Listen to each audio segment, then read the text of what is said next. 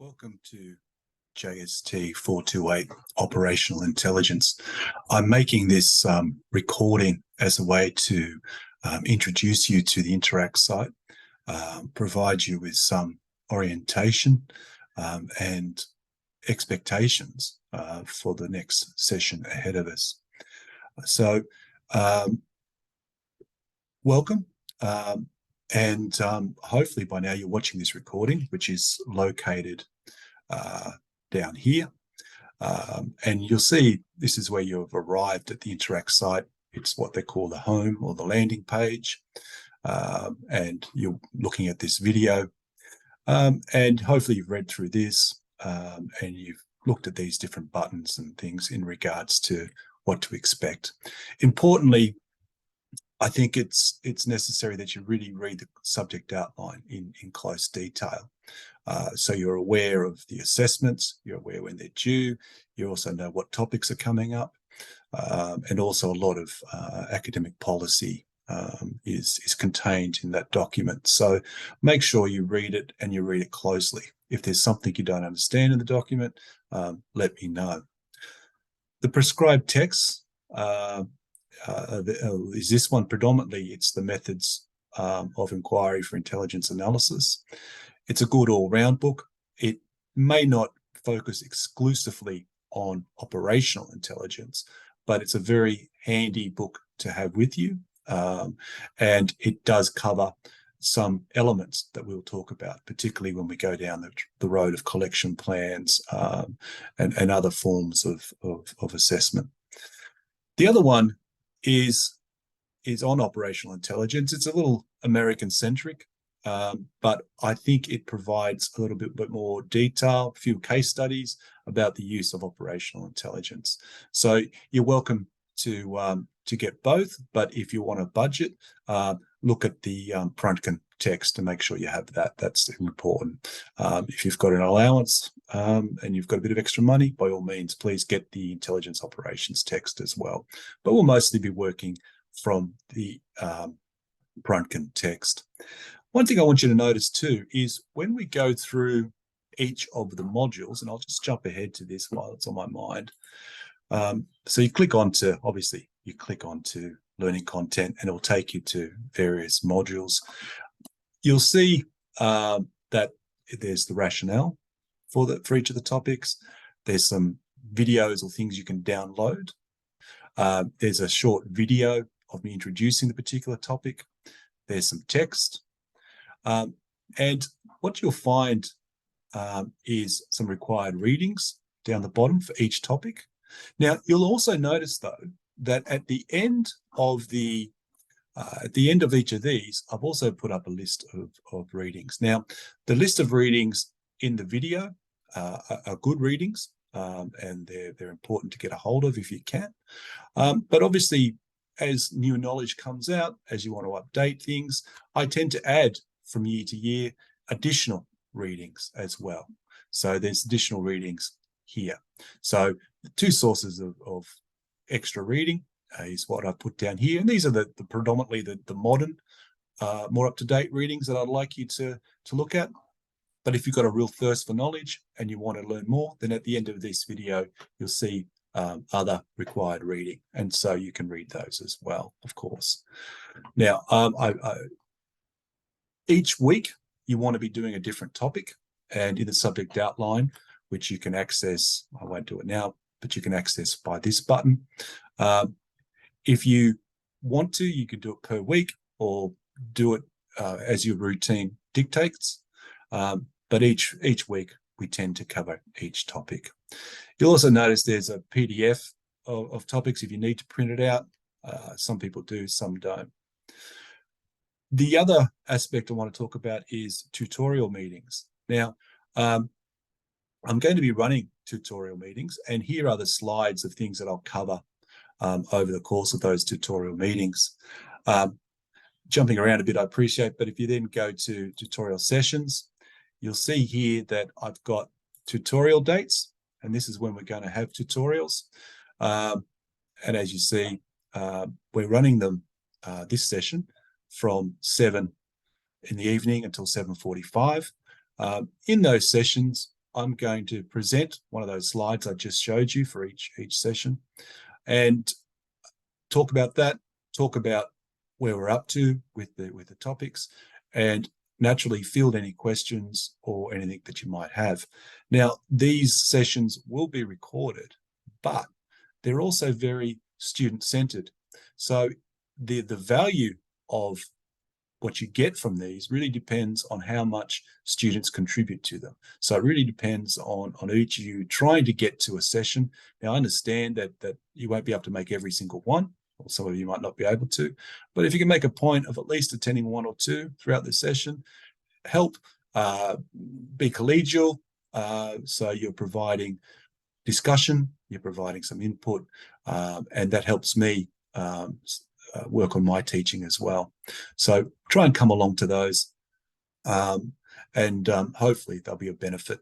If there's not a big interest for them, well, then I'm happy just to put them to one side. So whether these things become a regular is really up to how many students are going to attend and the quality and caliber of discussion and input that students make as well. More to be said on those, particularly on our first one, which is the 27th of February. So hopefully you can get along. The links are there. So by all means, try and make it. Now, the other thing is you'll notice is there are announcements. Now, these announcements that I put out, haven't put one out yet, are just often general housekeeping.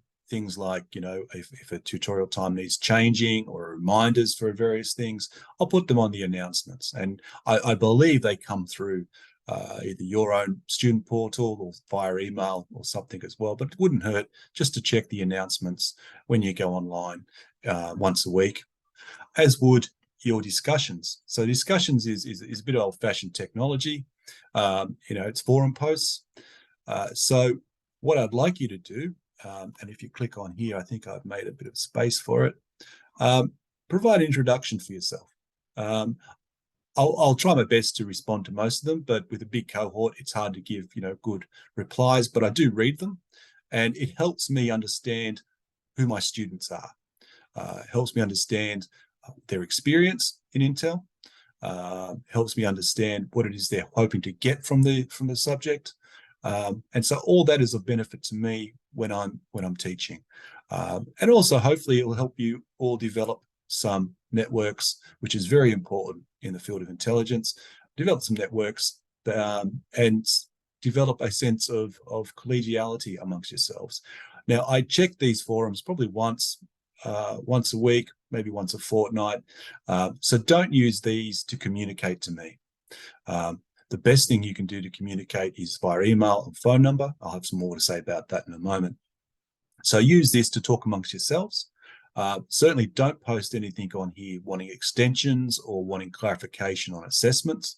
I like to do that on a one-on-one basis or through the tutorials. So this really here is an opportunity for you to share amongst each other and talk about various issues with Intel and obviously with the subject as well. So make a point of, once you've read the subject outline, once you've watched this video, type in an introduction for yourself. It's always a nice bit of an icebreaker to go. So I've pointed the tutorial sessions to you already. The assessments, I think I'll just tell on this, I don't want to go into assessments too much just yet. We will obviously talk about those more in detail, but what I do want to highlight is that we'll be using the Turnitin system for assessments rather than the old EASE. If you're a previous student, I want to start using the Turnitin system. And if you scroll down on here, you'll see that you can click on that, and that will help you set up for your Turnitin. There's a bit of descriptions or instructions on how to submit your assignment via Turnitin, and that comes to me then on a spreadsheet. I can then mark them online and get them back to you. So remember, we're using Turnitin, and that's what we'll do. So don't worry about the content of this assessment yet. We're going to talk about this a lot more detail, and there's a lot of how-to videos there as well, which we'll come to and you can look at. Okay, so that's those two. What I'd like to talk about next Again, this is about assessments and assessment assistance. So what I've done is, and these obviously have been done in prior sessions, but I've essentially put some assistance, some extra bits of help about, some key words that we might use, some help with writing our recommendations and key judgments. What you'll find is one of the biggest difficulties we have is teaching people to write recommendations and teaching them to write key judgments. So we're going to spend a lot of time learning to craft those. And I've got a little short video that you'll be able to watch that explains key judgments and recommendations, but it's something that I'm going to talk about a lot throughout the session as well. Again, these videos will be up and they'll be a bit more presentable, but they do work right now, but I'll tidy them up a bit. So there's library support, different learning opportunities and so forth that you can look at. Here is, if you press on reading resources, when it comes up, it's telling me it won't show, but if you do press on this, what you'll find is a reading list. Okay, the reading list of all those, mostly that I've scattered throughout the topics, and I've scattered throughout the presentations. They're all there, and they will be there. We're recording this a little bit earlier in the year, so they will be there. You press on that, and that will have a reading list that you can download or access materials on. So that will be there, trust me. I think that's really what I wanted to get across today. In terms of contact, I've got consultation hours placed in the subject outline that you can see. I really prefer phone calls. Emails are okay, but sometimes it's hard to explain, particularly if it's a complicated issue. So if you like, you can email me. And I'll do my best, obviously, I'll answer your inquiry. But if it's a complicated issue about an assessment or aspect of the topics that you don't understand, it's really best to make some time and call me. And that way we can ensure that we both understand one another. So, as I said, we've got set consultation times. If those consultation times aren't working for you, or if you're busy doing work, then you're very welcome to make an appointment and we can set up a time that's convenient then for both of us. So I think a little bit more on consultation discussion.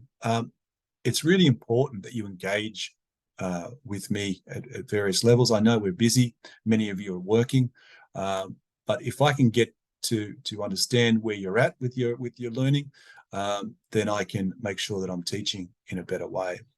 And, which follows on, it's really important as well that if there is something that you're not happy with, if there's something that you think you need more of or you need less of, it's important you tell me as it happens. Filling out your student surveys at the end of the session will only help the next cohort.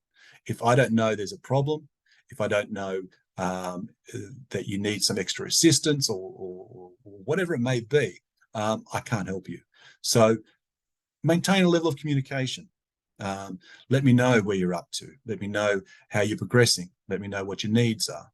And that way you'll get more out of your experience, and you get more out of learning as well. And at the end of the day, we want to come out as good practitioners with a degree of knowledge and skills and values. And so to do that, again, we need to be engaged with the content. You need to be engaged with myself and engaged with your peers. So develop that sort of approach to this, and you'll find that you'll get a lot more from it. So I might just end that there, knowing that we're going to be talking again a little bit later on.